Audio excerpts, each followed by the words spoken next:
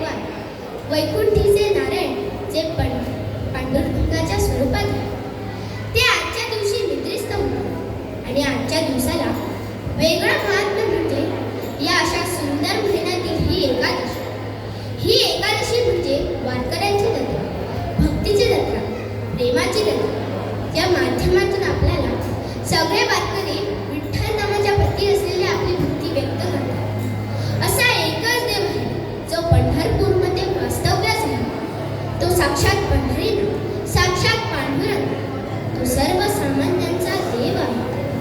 या वारीतून आपल्याला भक्तीचं स्वरूप दिसतं, त्याच्या प्रती असलेलं प्रेम दिसतं. या वारीतून अनेक दोष, त्या दोषाचं परिमार्जन होतं आणि आपल्या आयुष्याला या वारकरी संप्रदायातून, या अनुभवातून एक वेगळं वळण लागतं. भक्ती काय ते आपल्याला कळतं, ते कशाला करायला पाहिजे ते आपल्याला कळतं, थोडक्यात आपलं जीवन कसं जगावं ते आपल्याला कळतं. अशी शिकवणारी एकच देवता म्हणजे साक्षात पंढरीनाथ. बोल पंढरीनाथ महाराज की जय. विठ्ठल विठ्ठल जय हरी विठ्ठल.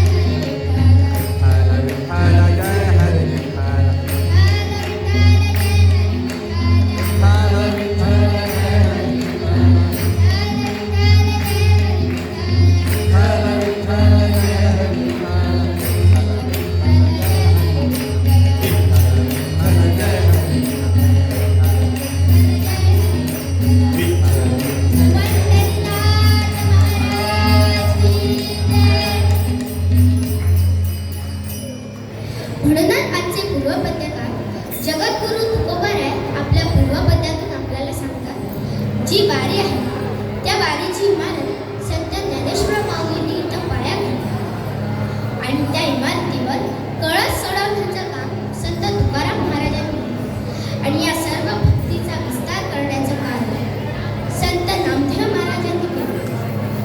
आपण या वारीत समाविष्ट झाल्यानंतर आपल्याला अनेक गोष्टीचं ज्ञान मिळतं. म्हणून आपण या नामाचा पंढरीनाथांचं नाम घेऊया आणि आपलं जीवन आनंदित करूया. म्हणून तुकोबाराय आपल्या पूर्वपद्यातून आपल्याला सांगतात, संत कृपा झाली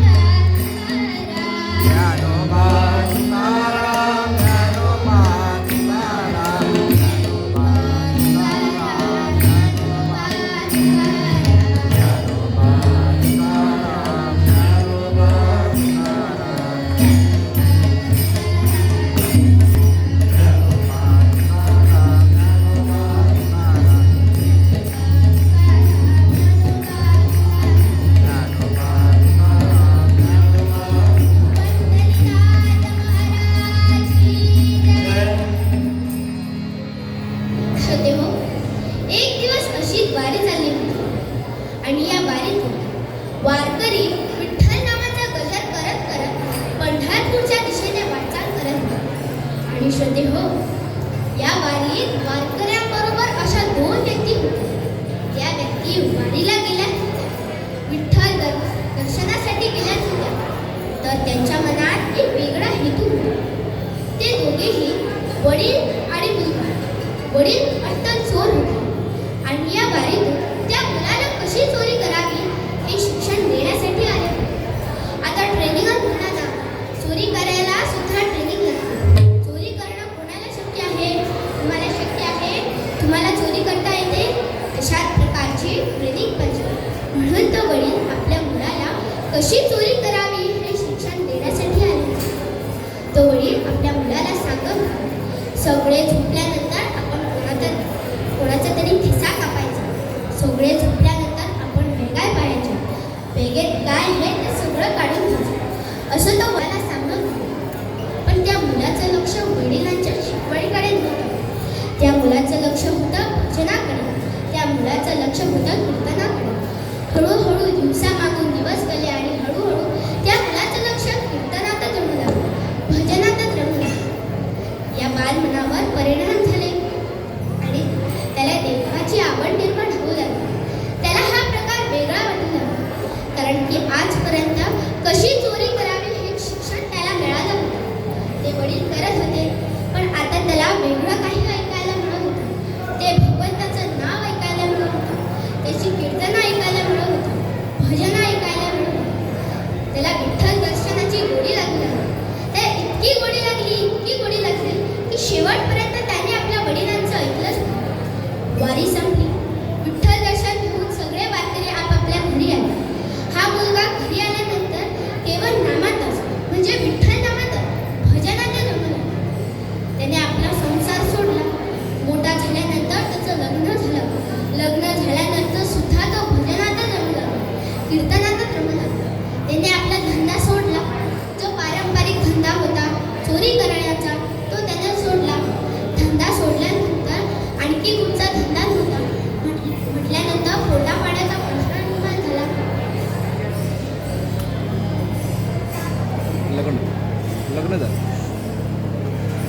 लग्न झालं. पोटा पाण्याचा प्रश्न निर्माण झाला. एक दिवस बायको आली आणि म्हणायला लागली, आता काहीतरी मिळवून आणा, मी तुम्हाला काय घालू. एक दिवस बायकोच्या जाचाला कंटाळून त्याने ठरवलं वडिलांचा धंदा करायचा, चोरीचा. पण कसा? त्यांनी एक वेगळी पद्धत शोधली. कसली पद्धत शोधली? की आपण पंढरपूरच्या वाटेवर उभा राहायचं आणि वाटेवर कोण जर येत असेल तर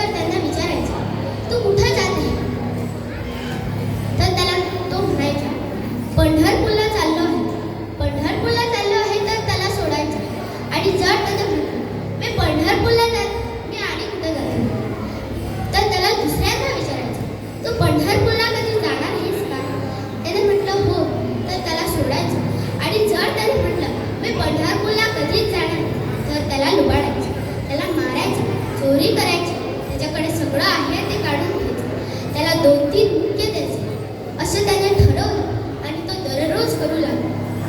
एक दिवस तो पंढरपूरच्या वाटेवर जाऊन उभा राहिला. त्याची परीक्षा घेण्यासाठी कोणाला माहित आहे तुम्हाला? त्याची परीक्षा घेण्यासाठी साक्षात पंढरीनाथ आले. बोलो पंढरीनाथ महाराज की जय. पंढरीनाथांनी आपल्या अंगावर भरजरी कपडे घातले आणि रुक्मिणी देवीला घेऊन रथावर बसवला. तो मुलगा जिथं उभा होता त्या वाटेवरूनच येत होता. त्या मुलाला ते दिसले आणि तो म्हणू लागला, कोणीतरी मोठी व्यक्ती येत आहे, कोणीतरी सावकार येत आहे, यांना विचारा. तो रथाच्या पुढे राहिला आणि अडवू लागला आणि म्हणू लागला, तू कुठं जात आहे? कोणाला विचारलं त्यानं? साक्षात पंढरीनाथांना विचारलं, तू कुठं जात आहे? पंढरीनाथांनी म्हटलं, मी कुठेही जाऊ, तुला कशाला? बरं ठीक, तू पंढरपूरला कधी जाणार आहेस का? काय? पंढरपूरला? मी कधी तिथं पाय सुद्धा ठेवणार नाही. विचारलं त्याला, नयनी कधी निका पंढरपूर, नयनी कधी निका पंढरपूर.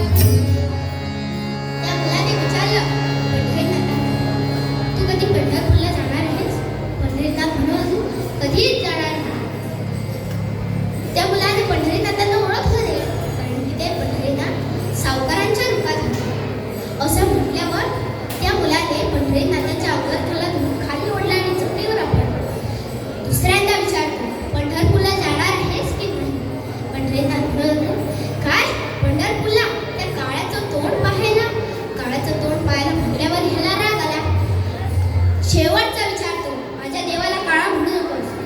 पंढरीनाथ म्हणू लागले, काळाच तो, चोर तो, कपटी तो. आता देवच म्हणतो आपल्याला काळा, चोर, कपटी.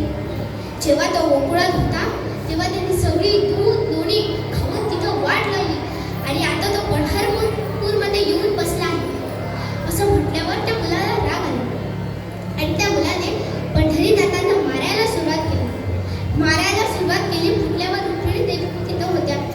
रुक्मिणी देवी रथावरून खाली उतरल्या आणि रडू लागल्या आणि धावा धावा असं म्हणू लागल्या. त्या वाटेवरून निवृत्ती, ज्ञानदेव, सोपान, ताई आणि संत नामदेव महाराज पंढरपूरला जात होते. तेव्हा हा त्यांना आवाज ऐकू आला आणि तेव्हा ते धावत धावत तिथं झाले. आल्याबरोबर पाहिलं तर काय, साक्षात पंढरीनाथ खाली पडलेले आहे आणि तो मुलगा पंढरीनाथाच्या पोटावर बसून त्यांना मारतो. त्या संतांनी त्यांना ओळखलं की ते मोठे संत होते. नामदेव म्हणायला लागले, अरे बाप्पा, तू काय करतो आहेस? नाही, ह्या माझ्या सावकाराने माझ्या पंढरीनाथांना काळा म्हटलं, मी याला सोडणार नाही. नामदेवांनी म्हटलं, तू ज्याला मारतो आहेस तो तुझा पंढरीनाथ. असं म्हटल्यावर तो मुलगा उठला आणि पंढरीनाथांच्या पायावर लोटांगण झाला. तेव्हा पंढरीनाथ आपल्या मूळ स्वरूपात आले आणि तो मुलगा म्हणू लागला, रडत रडत म्हणू लागला, देवा, मला माफ करा, मी चुकलो, मी तुम्हाला ओळखलं नाही. असं म्हटल्यावर देव म्हणाले, मुला, तू काही करू नकोस. हे सगळे संत आहेत, त्या संतांच्या भजना कीर्तना शामिल हो. एक दिवस तू संत पदाला पोहोचशील असं मी तुला आशीर्वाद देतो. तो मुलगा कोण होता माहित आहे तुम्हाला? त्या मुलाचं नाव होतं हरिपाल. म्हणून संत सज्जन हो, आपण चांगल्याची संगत करावी, चांगल्याच्या संगतीत राहून चांगलं ऐकावं, आपला अभ्यास वेळेवर करावा.